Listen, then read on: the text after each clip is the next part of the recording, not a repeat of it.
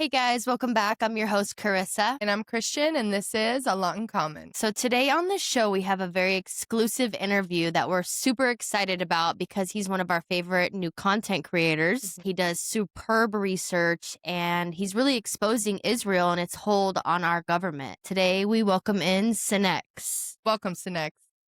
Hey guys, I follow your show, so it's nice to be here with you. Also, I'm really sorry about the voice. I'm traveling at the moment, so I'm working with a pretty standard version of my typical voice mixing. Well, your voice sounds just fine to us, sir. Yes. What we're mostly excited about is the message that we want to share today. But we want to start with the first question. And this is assuming that Senex is not your birth name. What does it mean? Thank you for the question. It's a Latin word for old man, and its original use, it was just a guy that leaders would go to for counsel. It was usually someone who knew the history of outcomes that could put the present into historical perspective to help his people. And that's what I hope I'm doing now. Well, I would say that you're definitely doing that. All the stuff that you're posting is really making a difference in opening people's eyes to the atrocities that Israel is doing, not just to our country, but countries around the world. So I think that you're definitely getting that across. So our next question is going to be, why do you think Trump and JD Vance just went on this press tour denouncing Israel and trying to change their views on Israel? And also, what do you think that means for the IDF merger with the United States? I don't think Trump is changing his views. I think he's saying whatever he thinks he needs to get the Republican Party through the midterms. He knows that this is a deeply unpopular war, and he also doesn't want it to look like Israel is running the show. They've even started building a life raft with J.D. Vance, letting him head up the peace negotiations with Iran. But like he kind of already admitted, it was all just a strategy to allow the United States to prepare for more conflict. And J.D. Vance isn't even that guy's real name. He's a complete fraud and basically belongs to Peter Thiel. As for the merger, that was always going to happen. Yeah, I totally agree. JD Vance is Peter Thiel's little puppet, 100%. 100%. Yeah. Even with Ghislaine Maxwell's father, he bought the company that wrote the textbooks for our schools. When do you think that America was infiltrated by Israel? Oh, from the very beginning. I made a video about Alexander Hamilton and how he was raised in a Jewish household and set us up with debt immediately following the Revolutionary War. So the influence was built right in. Their religious liberties were protected here in the States after they faced a lot of discrimination in Europe for behavior that they continued when they arrived. They immediately set up their banking circles, and many of them were merchants. And although they were a tiny minority, they held much of the money. So right away is my answer. I mean, there's a lot of theories going around or conspiracies going around that Christopher Columbus was even Jewish. Yeah. Have you heard these conspiracies? I did, actually. Anytime I hear minorities talking about a terrible thing a white person did in our history, I immediately just assume that it's a Jewish person being passed off is white. They like to burden us with the blame from the atrocities they commit.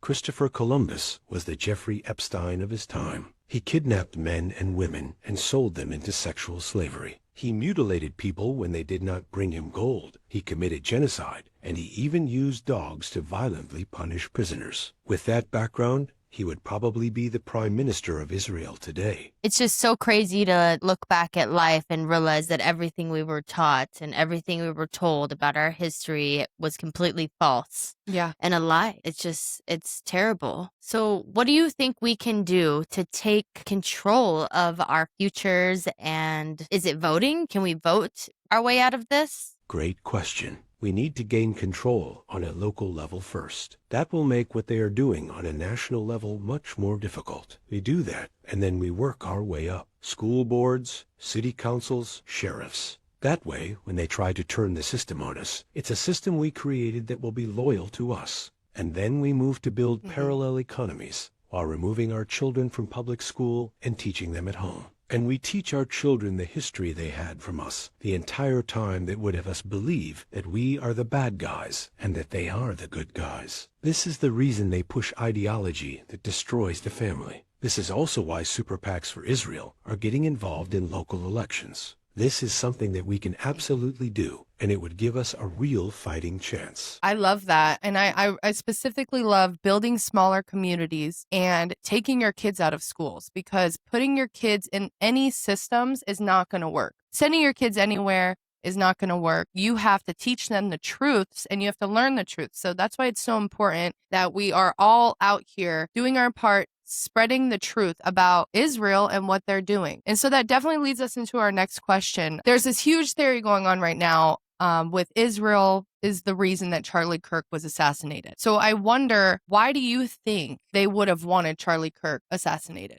Well, Charlie was a big investment for them. His Jewish donors gave millions upon millions of dollars to Turning Point. USA, many people believe that they wanted him to be president one day to advance the interests of Israel. Many people believe that his wife Erica was part of the system that kept him in check, and that she was also plan B for if he ever started asking questions, and we know that he did. Towards the end, Charlie expressed that he was against the war in Iran, calling Israel's war. We also know that he had serious questions about what happened on October 7th, just suggesting that there was a stand-down order to allow more casualties. He also said flat out that he was going to leave the pro-Israel cause. It's my belief that Israel was behind his assassination, and that Erica may have been as well. The whole thing is just sickening.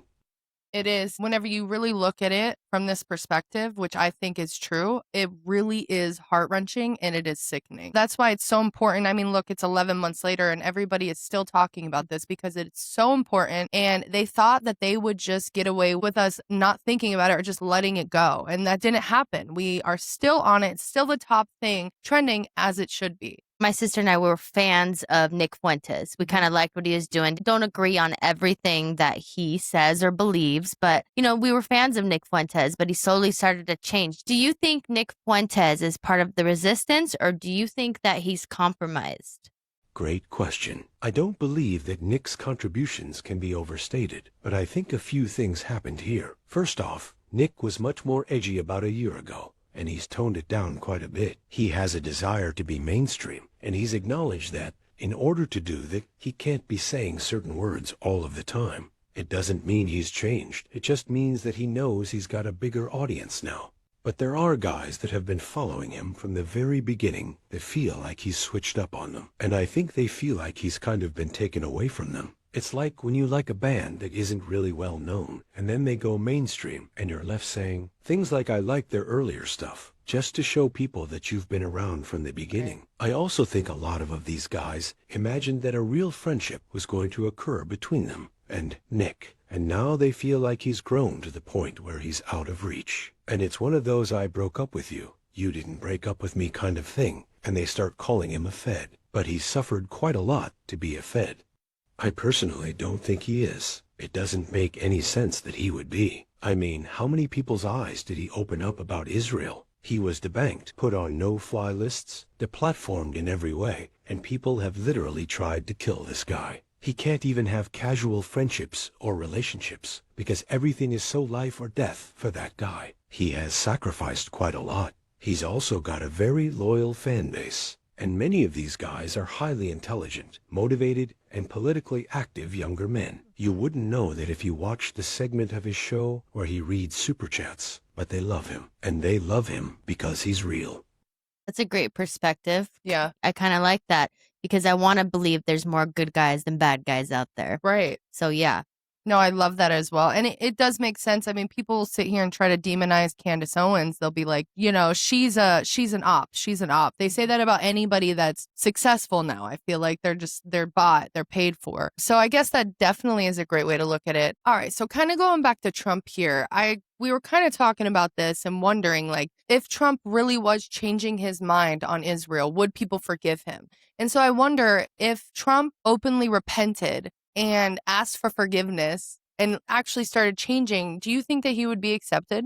Great question, but I think it would depend on what he admitted to. If he admitted to what was alleged in the Epstein files, I'm positive God would forgive him, but I'm also positive that I couldn't accept it. And as far as how he's betrayed this country to satisfy Israel, you don't just apologize and continue to lead the country with everyone's blessing after something like that. I think it would have to come with the condition of him stepping down.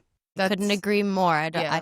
God would forgive him, Yeah. but we wouldn't. I mean, we're not God, right? Yeah. And so that is a tough thing to battle for sure. So do you think that overall we're on a divergence from Israel, or do you think that nothing will ever change?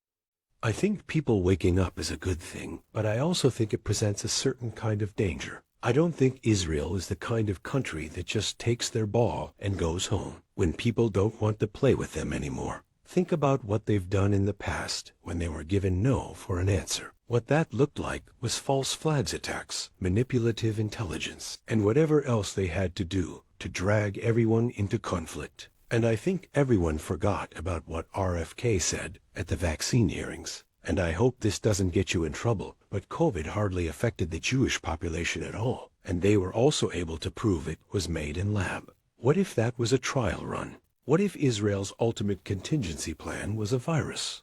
I shouldn't even be throwing out conspiracies like that. I just don't think they would be prepared to throw their hands up and say, okay, we lost. And that worries me deeply.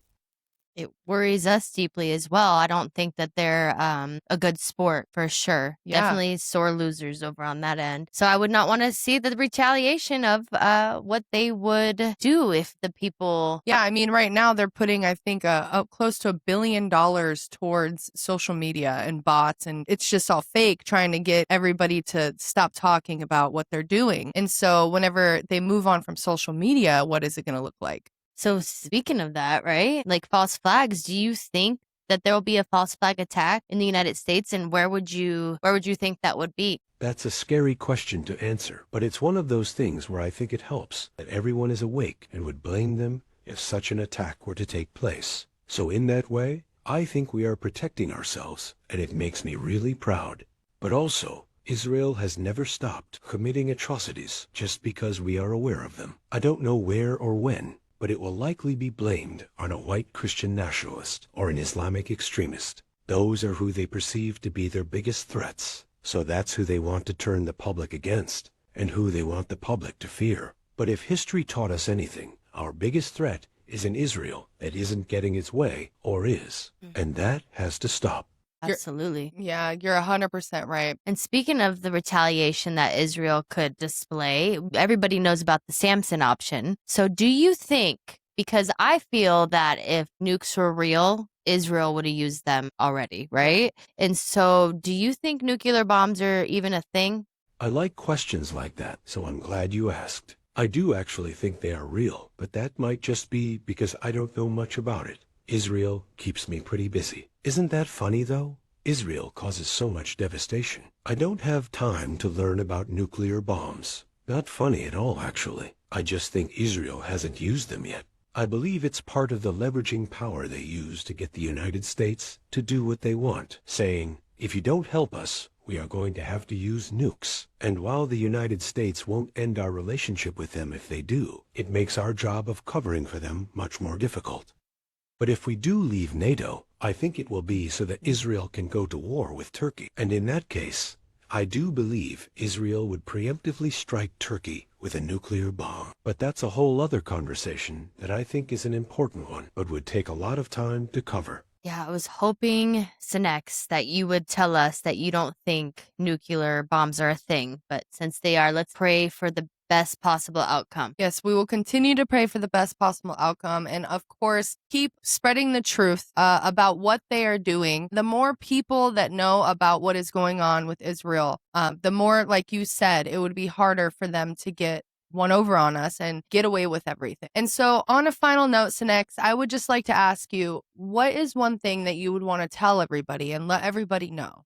Something that I would like to add is that Israel is calling social media the fifth column of their war. It might seem inconsequential when you leave a comment, when you forward a post, when you share something on your story, or when you join in on the discourse.